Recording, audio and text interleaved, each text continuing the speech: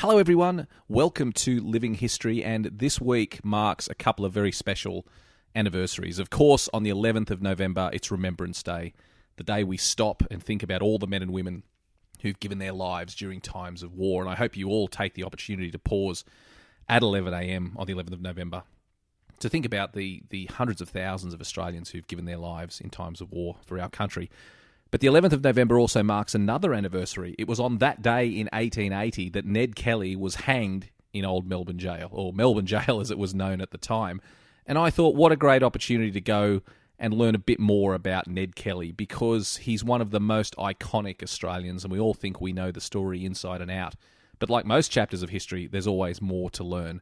So I took the opportunity to go to the place where Ned Kelly was hanged, the Old Melbourne Gaol, and one of the wonderful guides down there, Trevor, showed me all around the jail. We visited the cells where Ned Kelly stayed before he was hanged, the side of the gallows where he swung from, and various other sites in the prison associated with the last days of Ned Kelly. It was a really fascinating visit. You can do it yourself when you're in Melbourne. They do guided tours of the jail, and I strongly recommend you go down there and check it out. So I hope you take the opportunity to pause and remember on November 11, to remember all those who gave their all in times of war. But also, I hope you take a moment to enjoy this exploration of the character that was Ned Kelly. This is the Living History Podcast, broadcasting live across the airwaves.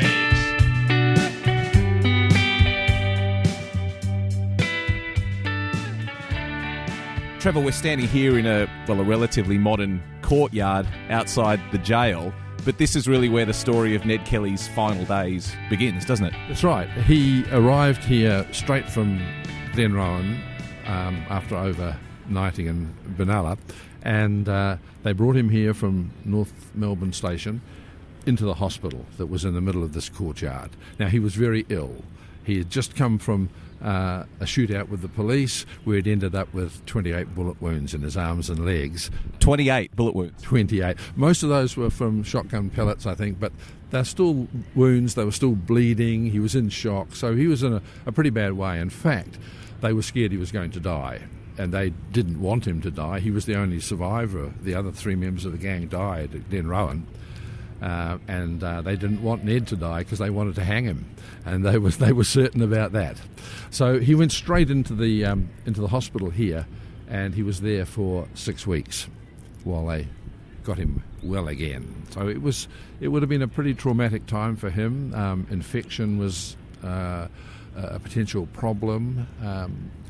I read that he had his own waterbed, which surprised me. I didn't even know they had waterbeds in the 19th century, but apparently there was something like that to sort of ease the pressure on his wounds. He would have been an incredible amount of pain as well. I thought so, yes.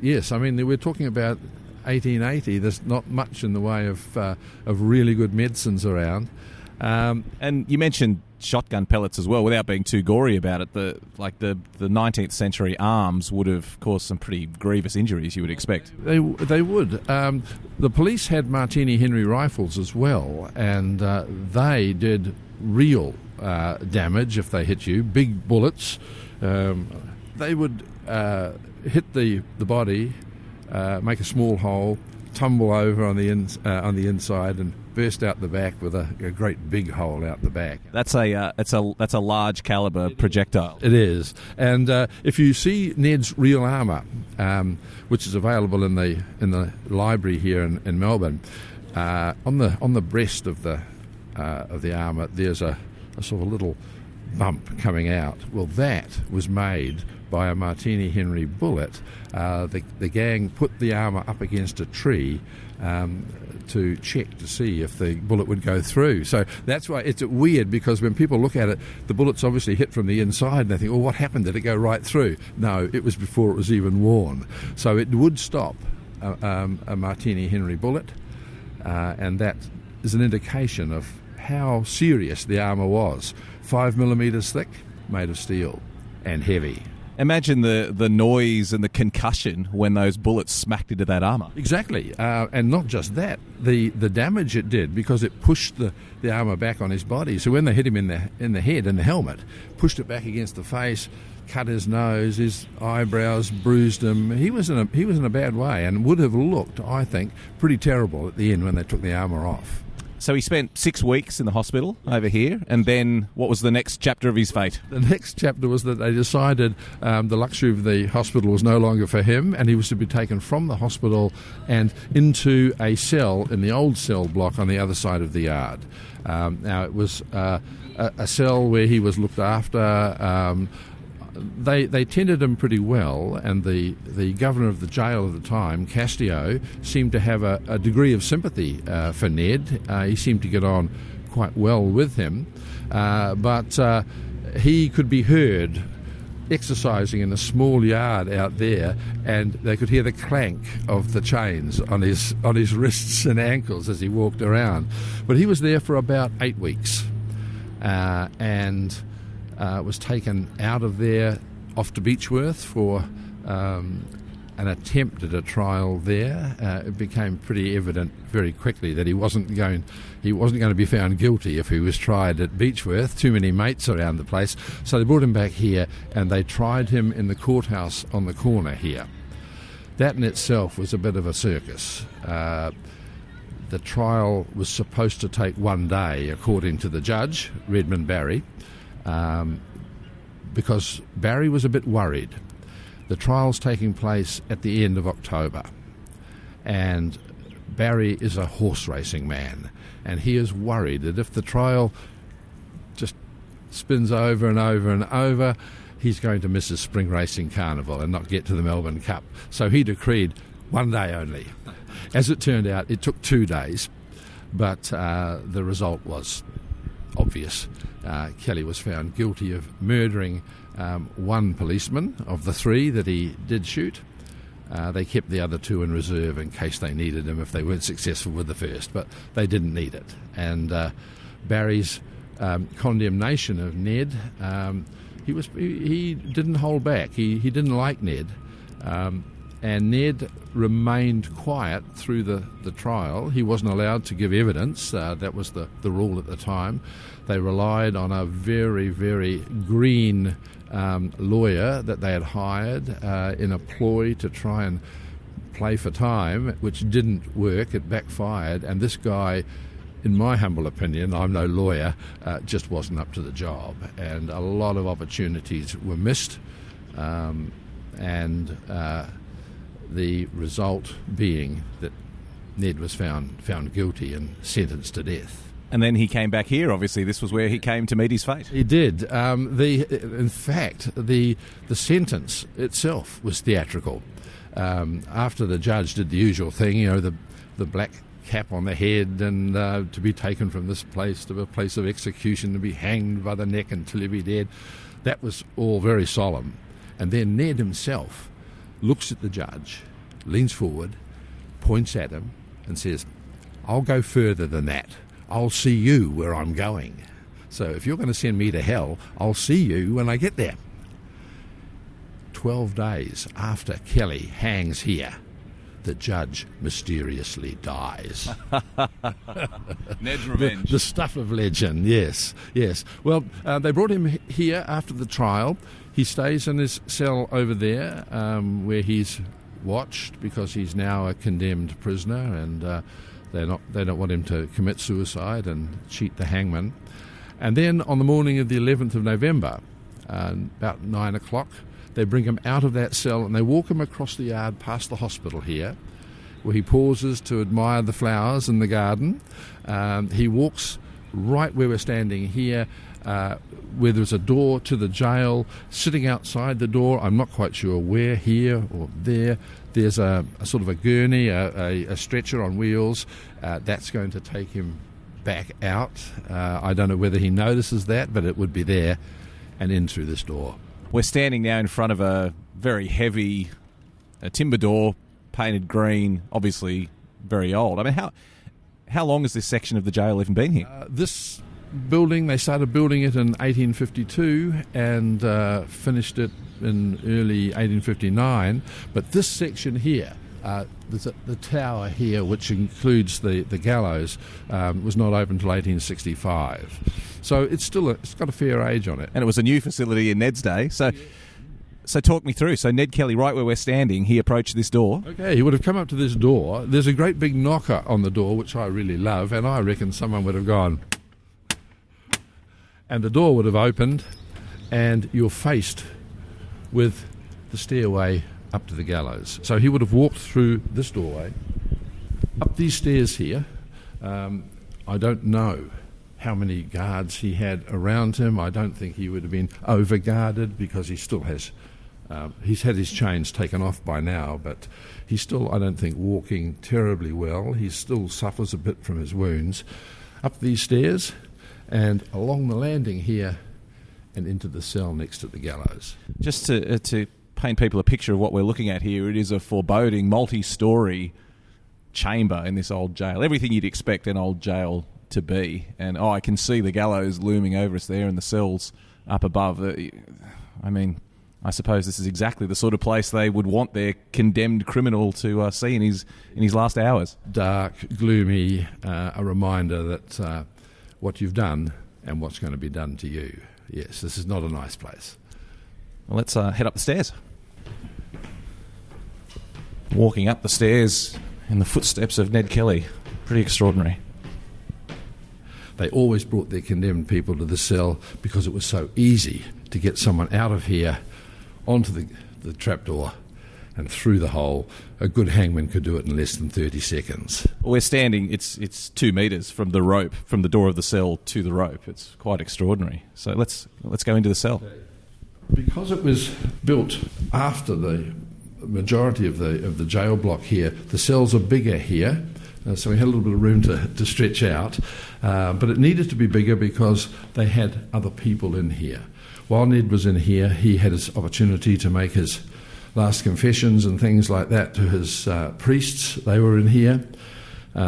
He had about an hour just finishing things off, if you like, ruling a line under his life. And then the sheriff arrives at the door and demands the body of Edward Kelly. And this is the signal for Governor Castillo to hand over responsibility for Ned from the jail to the sheriff. And so now Ned is totally in the last leg of the system. At that time, the cell door on the opposite side of the gallows, the mirror image to this cell, that door opens, out comes the hangman. Now, he is a character. He's one of only 21 men who did the job of hangman in Victoria. No women. It wasn't a fit job for a woman. And they were all pretty weird. And Upjohn, I think, is right up there. He is one of the weirdest. He came from Ballarat, which is not in itself weird, but, you know, he was about my age. He was in his around about 60. He had never done this job before in his life. He got the job because the regular hangman had taken off. He'd quit. And so they'd called for volunteers here in the jail, and Upjohn had volunteered. And they'd agreed he'd do the job, and they said they would pay him £5. That was his emolument. I think that's $300 and something today. Now, he'd been in jail many times. He was a prisoner here, as most of the hangmen were, and he'd had a pretty long list of weird crimes, things like stealing trousers, collecting sewage without a licence, spreading sewage on the streets of Ballarat, going to the toilet through the window of a train. And at the time he was in jail, when he hanged Ned, he was in jail because he'd been caught in a chicken coop without a lawful excuse. And the glorious thing, when the newspapers reported on that crime, they noted that the chickens were very disturbed. Well, this is the guy who's got this responsibility. It's his first. He's never hanged anyone in his life before. So he comes across, and in this cell, he prepares Kelly to hang. which means he ties his arms back so he can't grab the rope and interfere. He places a folded cap on Kelly's head, which is going to be pulled down over his face at the last minute so he can't see anything and doesn't know exactly when he's going to die. And then he puts a leather strap round Kelly's knees. They take him out onto the trapdoor here, and Kelly stands under the rope. Now, we've got a rope on the gallows now, as you can see. It's not a real hangman's rope, but it looks like it. They used a 3-strand rope, and it had been carefully measured, about 8 feet long. And the rope was that long because Kelly was the weight that he was, about nearly 80 kilos, and they'd worked out if you weighed 80 kilos, you needed to drop about 8 feet. Now, to me, that seems a lot, but that's what they had.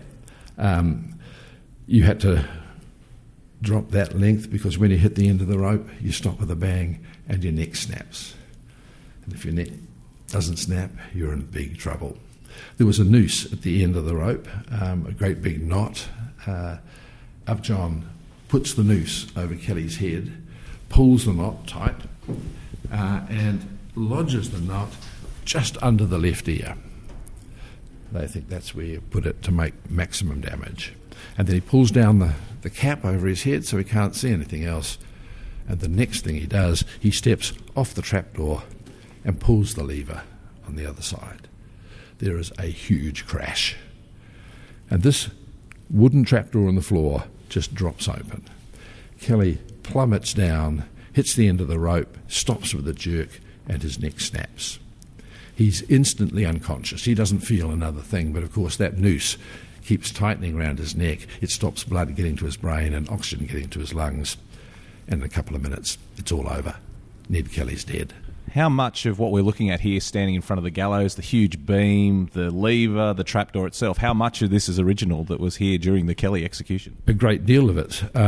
When this jail closed in 1924, they took this stuff out and set it up in Pentridge Jail and hanged another 11 people there. But when they set it up in Pentridge, they had to cut the trapdoor to fit. And so when it came time to bring it back here, when Pentridge closed in 97, the trapdoor didn't fit in the hole. And we have the real trapdoor sitting in that cell there. It's a pretty awful thing to behold. But this trapdoor is a pretty good facsimile, and all the fittings, the hinges, the little rings to pull it back up again, and all the mechanism underneath, that's all original. The beam is original. The metalwork around here is original. That lever that makes it work is probably not original, but the original one would have been the same, and it slotted in and out. So you only put the lever in when you were going to use it so that you didn't have accidents. So it's pretty authentic. Fantastic. Just in time for the school kids.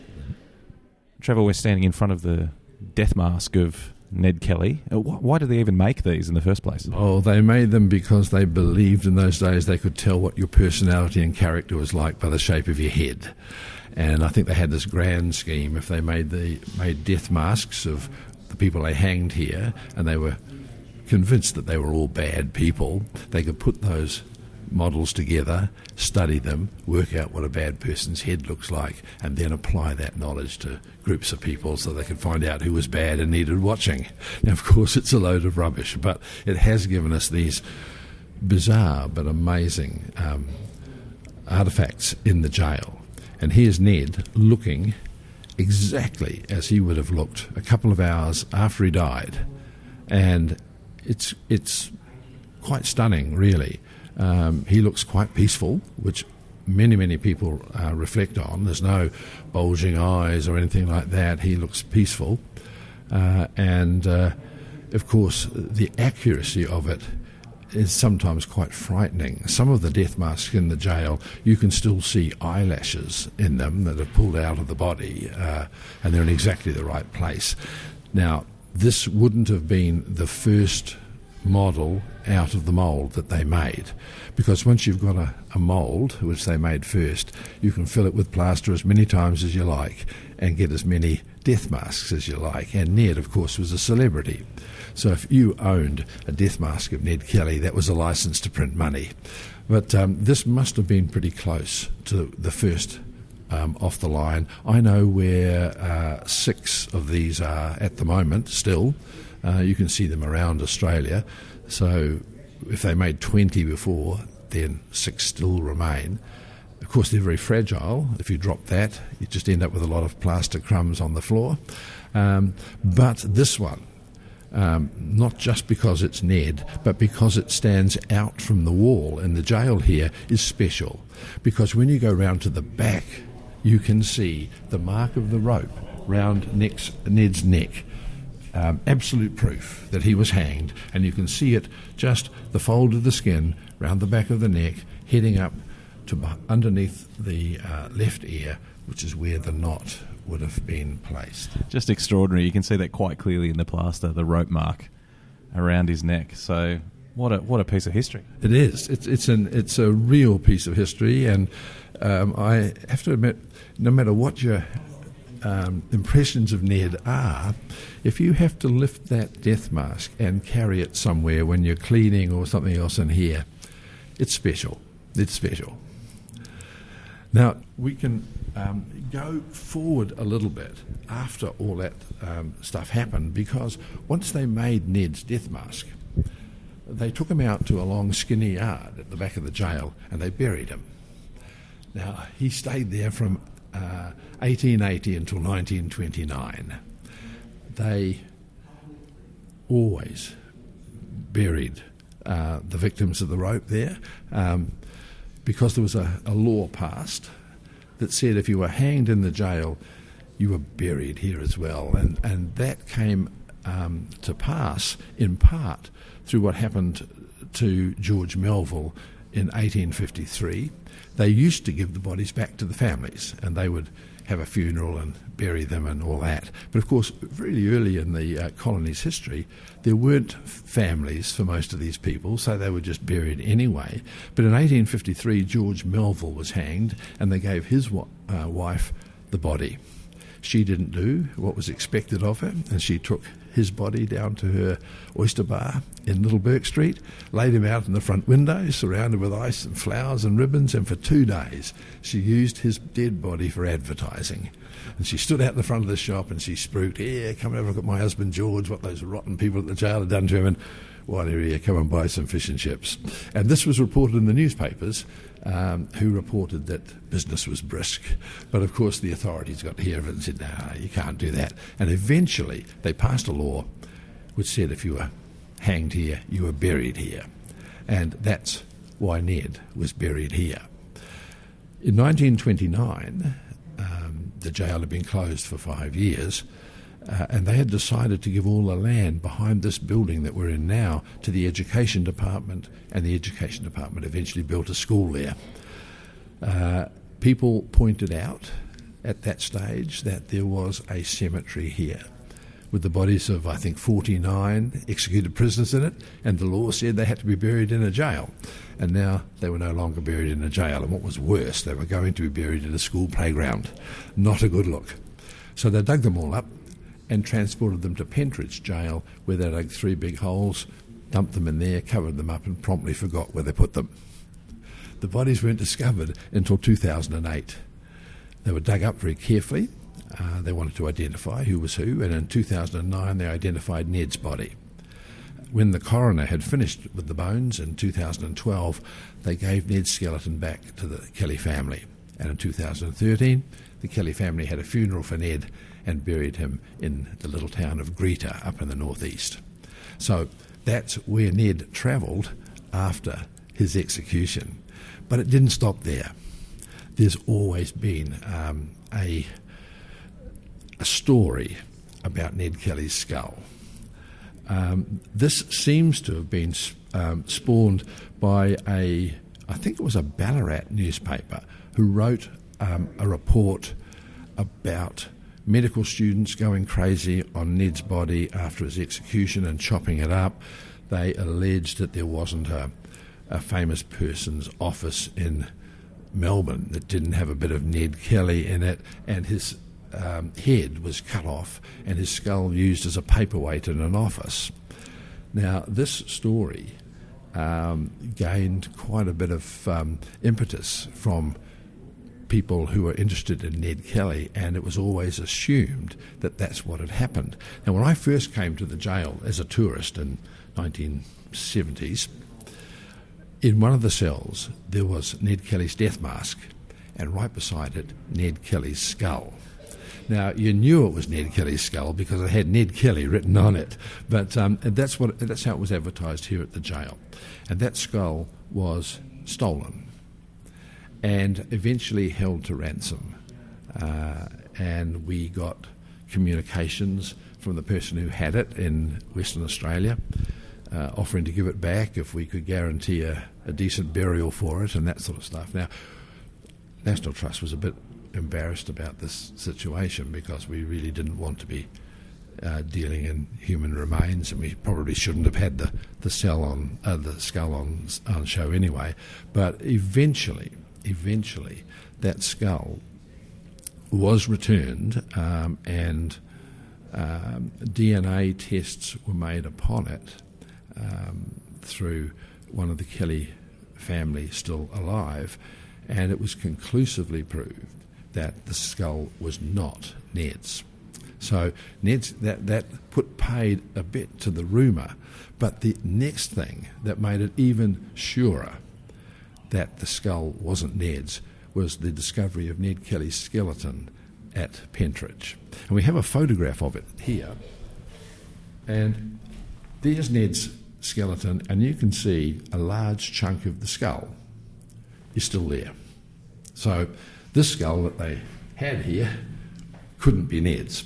And what's more, the top of that skull, it's not a great photograph there, but when you look at the actual bone, it's been cut on the top. So it's been worked on during an autopsy, and there are a couple of other cuts around the body too, which suggests an autopsy. So really, the only bit of Ned's skull that's missing is this front piece here, and it wouldn't have been intact, it wouldn't have had any integrity, so it could be anywhere. It was a great mystery while it lasted, but the only part of that mystery that still survives is whose skull is that? Trevor, we've just come into one of the cells here, and there's a full collection. There's 4 death masks here in front of us of other prisoners that were executed. What can you tell me about these? Well, I love this cell because it gives you there's a great story for each one of these 4 men, but it shows you how accurate these death masks are. We're standing in front of Alfred Archer's death mask now, and if you look at it very, very closely, you can see he has a full set of eyelashes sticking out of the plaster. Now, that in itself's pretty ghoulish, I suppose, but those eyelashes have pulled out of the body into the plaster mould they made, out of the plaster mould and into that model, and they're in exactly the right place. Now that is fine detail. It's quite extraordinary. The making of death masks. Here we are there. It was a skilled job. A number of people made them here at the jail. One of the most famous was a bloke called Kreitmeyer, who owned a waxworks in Melbourne. And it seems that there was a deal that Kreitmeyer made the death masks, and he got the right to make a model for himself to show in his waxworks. So you would find the day after a person was hanged here, his death mask and model and the story of his life pops up in Kreitmeyer's waxworks for people to pay and go and see. Trevor, you spend a lot of your life with the ghost of Ned Kelly, exploring these rooms. Where does he sit in your mind? Because some people think of him as Australia's Robin Hood, a real hero, a hero of the working man. Other people have called him a murderous thug. Where do you think he belongs in Australian history? Well, it's interesting that you've identified that contrast, because that's a problem for me here at the jail, because I meet people from both extremes. Ned Kelly's a thug, Ned Kelly's Robin Hood. And, of course, the real story is down the middle. I find the story intriguing. I wouldn't mind an hour at a dinner table with him to sort of really see what he was like, because we've got his actions and we've got what other people have written about him, and we have his words in the Geraldry letter, for example, and we can sort of make an analysis of that. But he seems to have been a real character. People who knew him appear to have liked him. For example, I've never read anything written by a woman who didn't find him charming. I suppose that's the Irish coming out in him. But he was a tearaway. I think the word larrikin was invented to describe him right from a young age. He had a hard life, and a lot of people use that as an excuse for his actions, but a lot of people had hard lives back then. It wasn't easy being poor Irish in early Victoria, and Ned had those troubles, but other families and other people who had those troubles didn't necessarily become horse thieves, bank robbers and cop killers, and Ned did go down that track. He was born into a family that seemed to make a real art of stealing horses, and there's a long history of that in the northeast of Victoria, and Ned was drawn into that, so that's what he knew.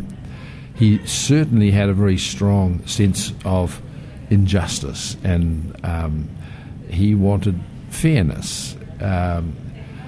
And really, that's not much more than everyone wants. Everyone wants fairness, and he saw around him a lack of that. His mother was poorly treated, according to him. He was poorly treated.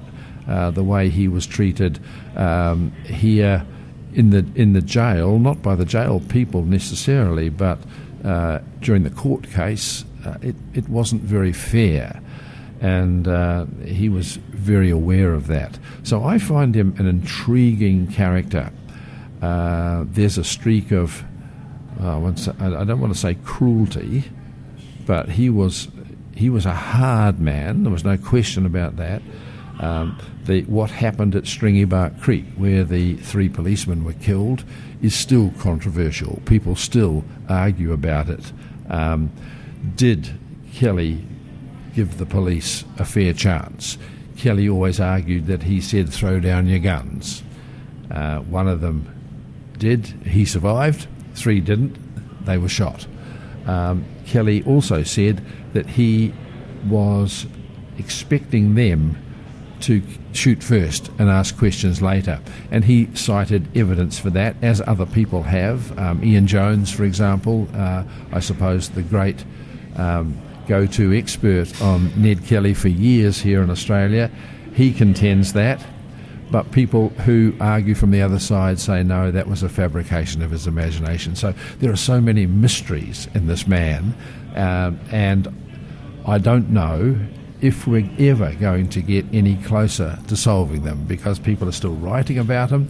Every year books and movies come out about Ned Kelly, because the story itself is absolutely fascinating, and the way he went about things, the intricately planned bank robberies at Euroa and Geraldry, fantastic pieces of organisation, and very, very successful, right down to the absolute disaster of that last shootout at Glenrowan, which was poorly executed and suicidal in a way.